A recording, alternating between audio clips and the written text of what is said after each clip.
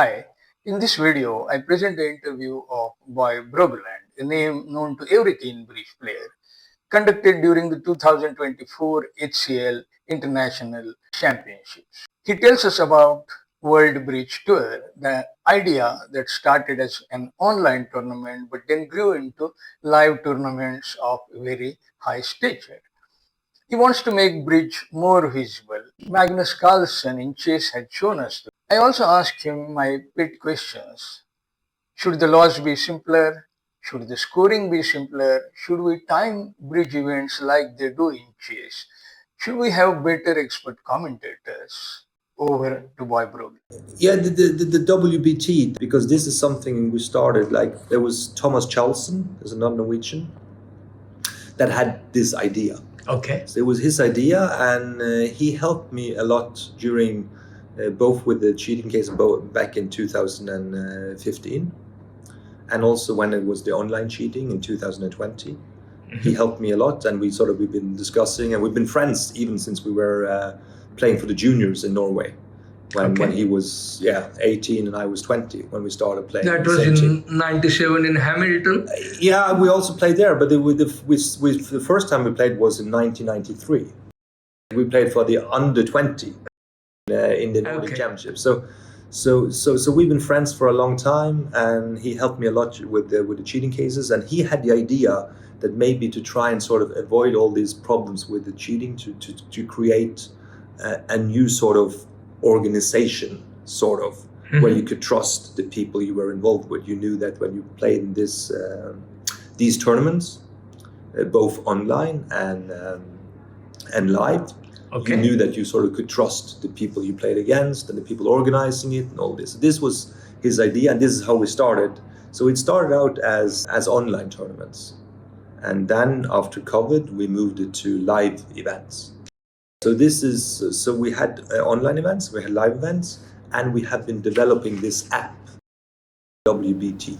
So at the moment, that's sort of where most of our focus had been, that we put into developing this app called the WBT. We stand for the World Bridge Tour. Can I ask you what the basic objectives are and what do you wish to offer to the bridge fraternity? For me, I would say, for me personally, I'm into trying to making bridge more visible. That's sort of my biggest thing with being involved with this. Make something that could make bridge more visible, like we had in Norway. We had with chess has become very visible because of but they did like the number one broadcaster in Norway, the NRK. They have made a big thing out of chess. Yeah. So people are following chess like hour after hour after hour. Of course, the World Championship, but it doesn't have to be that even. It could be like just major matches. Yes. So chess has become big in Norway. But he's very visible in Norway. They have like these huge programs on the main channel in Norway, like hours and hours. So for me, it's a little bit, I think it's very disappointing that we haven't been able to make bridge more visible.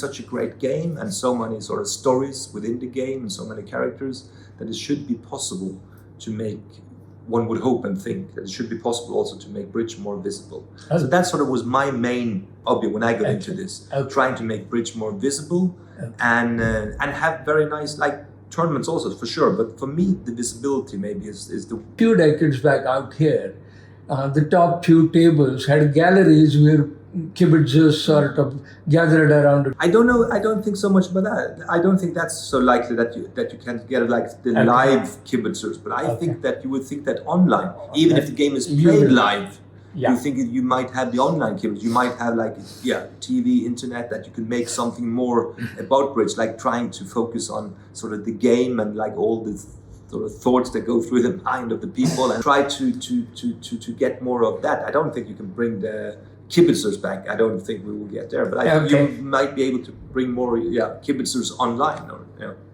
Now, how many editions of WT have you had face to face? 5, and I think less than 10. And we had one in October. That's sort of the grande finale in Copenhagen. With, I think we have 20 teams. New record for these events. We're hoping that have a top 16 events suit the format very well. But actually, with so much... Are there any eligibility criteria for participants? We would like to be involved with people that we trust. So it's, so that's what the main focus is. But it's as long as sort of there's nothing sort of... doesn't matter the level. The level is it's very good, like very good competition. So it depends. Yeah, but it's open to everybody. It's not like you can't play it because you're not. Yeah, you don't have the level. You're not good enough. So everybody's welcome to participate. But of course, normally we have 16 spots.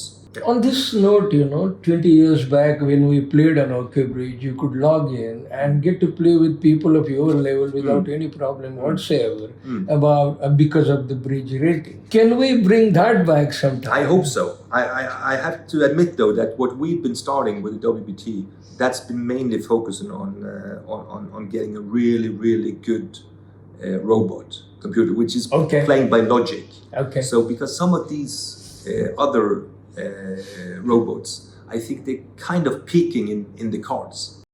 So I think so it's our robot, what we've been focusing is to try and make it very logical. So when you play a robot, it should feel like playing with your normal partner. Because it's logic behind, and you have the signals and there's logic behind it, so everything is based on logic. How do you compare your robots with the ones at Fun Bridge? We believe and we hope it's quite a bit better. When it comes to this logical bridge, logical thing, we think it's better. Is it in play or is it in bidding or both? Both. Who is developing your robots? It's John Norris. Is sort of the main. Yeah, he has like Shark Bridge was his original, and now what we call, or what's been developed to, we call like Power Shark.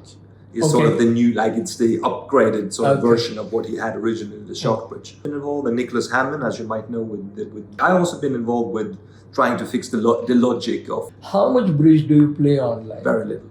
Very little? Very little, yeah. Okay. I have to say, I really like live bridge. That's always been that's how I started playing the game, and it's something about the feeling. I don't get the same vibes from playing online. Yeah, I have to be honest with that. I really love the live event, sitting there with the other people and really feel the heat and the tension. You know a little bit about robot development. Can you tell me why it took so long for bridge robots to come up to speed compared to chess robots? I think some of the key is that if you say, for example, chess, it's an open game. Everybody, you have everything. Complete information game. Complete information. While in bridge, there's so much hidden information. Yeah. And you can also have the thing that with the hidden information, it's not always that you have to do exactly what sort of the system says. Yeah. You could do sort of the poker bid or these. So I think it's harder, I think, to solve in a way. But of course, it's also how much if someone of the big tech companies put everything into saying we're going to solve bridge. I think they could. But I think it's a harder game to solve because of the hidden information. Have you played Money Bridge at BBO? No, not much. Okay. Are there sufficient opportunities for bridge players to make money by playing bridge today? No. What would you think? No. I would say it's hard. It's hard to make a living playing bridge. It's difficult. It's hard. I would say hard. It's difficult to make a living playing bridge.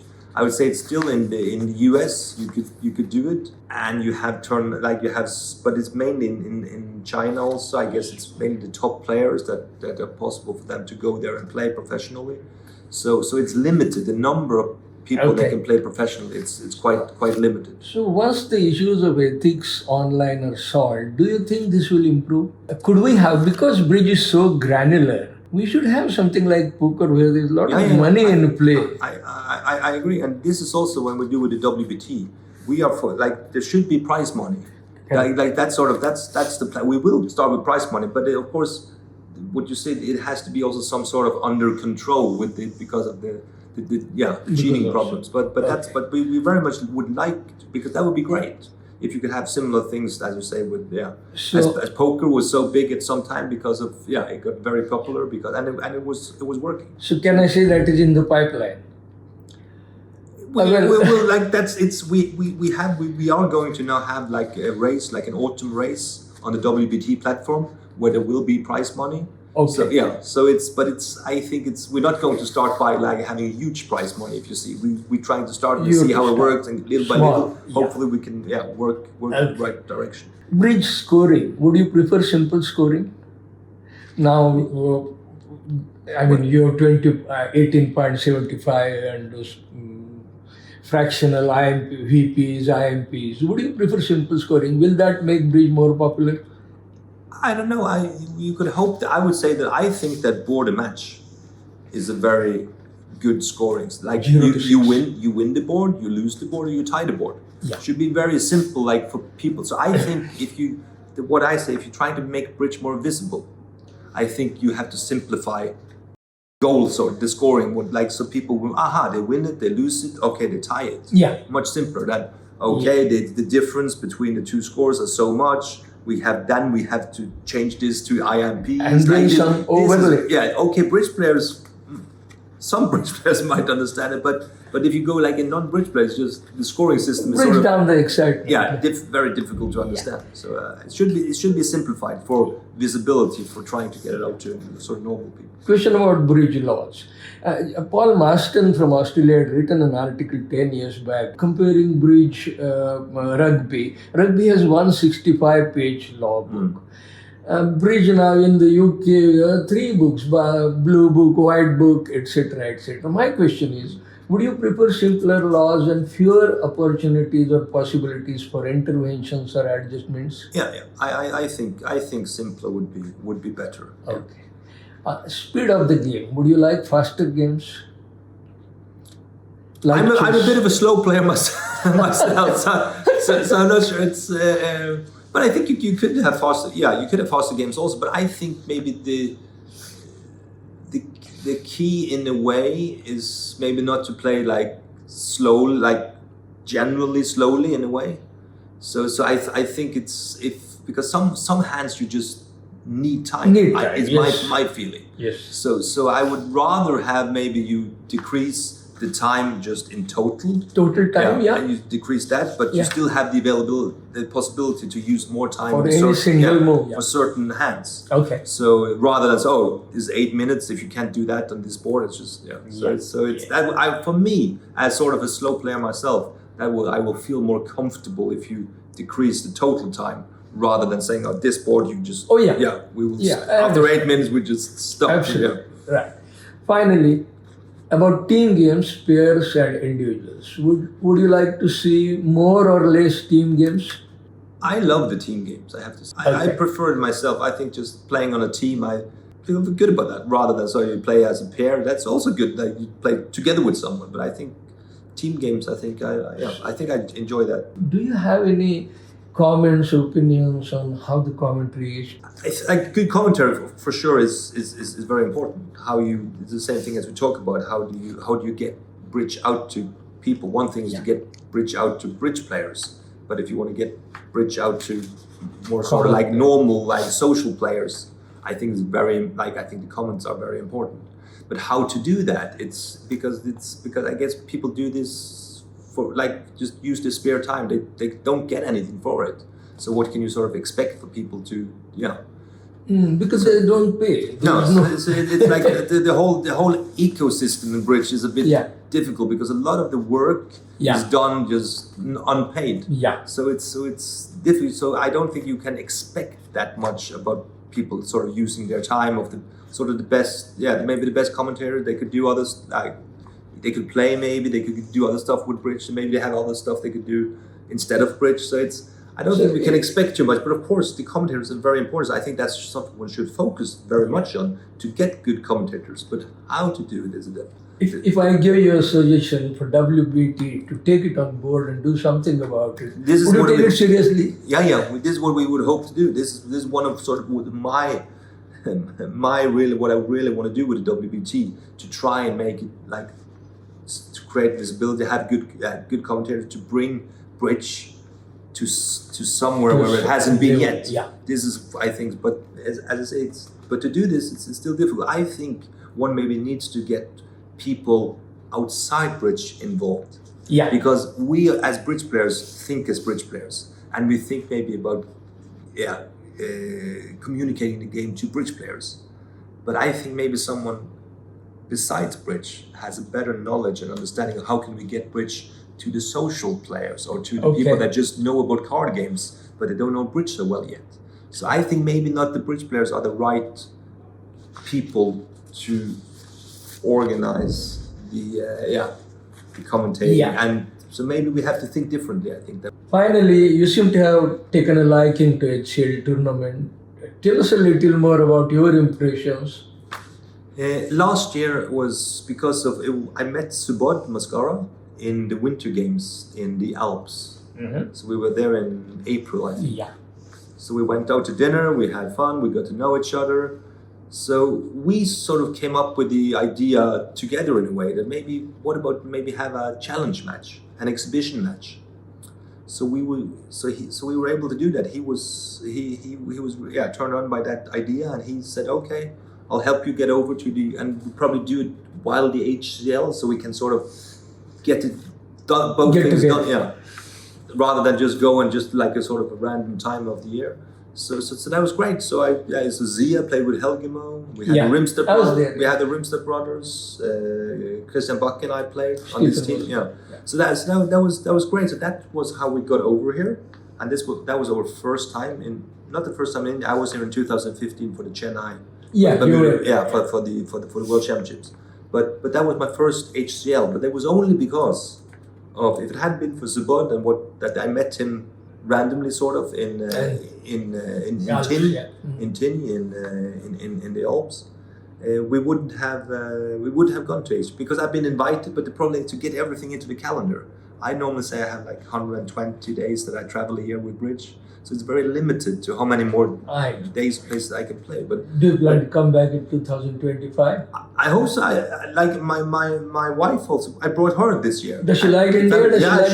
She loved this tournament. And she loved the Indian food. When she could go, like when we had the breaks, for her to go and eat the Indian food and talk to to the Indian players and people. Yeah, she loved it. I think she would be really keen on going back here. So I think it's mainly just to try and fit it into the calendar because it's very limited to how much we could do. But this year we do it as a warm up for the Buenos Aires for the World Bridge Games. Okay. Yeah. So we have this. Yeah, we have WBT app team that we play here, but that's 2/3 of the Norwegian team in Buenos Aires. So we do this as a warm up for Buenos Aires. That's sort of that's how we sort of could say, okay, let's prioritize on the HCL this year because we do it as a warm up. So if it hadn't been for that, I'm not sure I could do this because it's so much. But it's crazy. This autumn is just crazy when it comes to that. I never played so much like I will do this autumn. It's all the way. So the 4-man team here, is it the same team that is going to play in Argentina? Yeah, 2/3. Like so 4 of these players. 2/3, yeah. And there are 2 more. There are 2 more players. We are 6 in the team, but 2 of them are not here. And you don't have a non-playing captain or a coach? No, because this, like the Norwegian Federation, they do not support us financially. So when we go to like Norway won the Europeans in July. In Denmark they would play. So Norway won the Europeans, and for that we have coach and we have a captain. But when we now go to Buenos Aires, the federation does not support us financially, so we have to pay ourselves. Yeah. So Boye, thank you for talking to us, and all the best for your tournament, and all the best for the Argentinian World Championship. Thank you. And I have to say, I really enjoyed it here. Like the HCL, like last year when we came. People are so friendly. A lot of people come up to me and say very nice things, and so I'm very happy to be here. It should be on the schedule, on the calendar every year, I hope.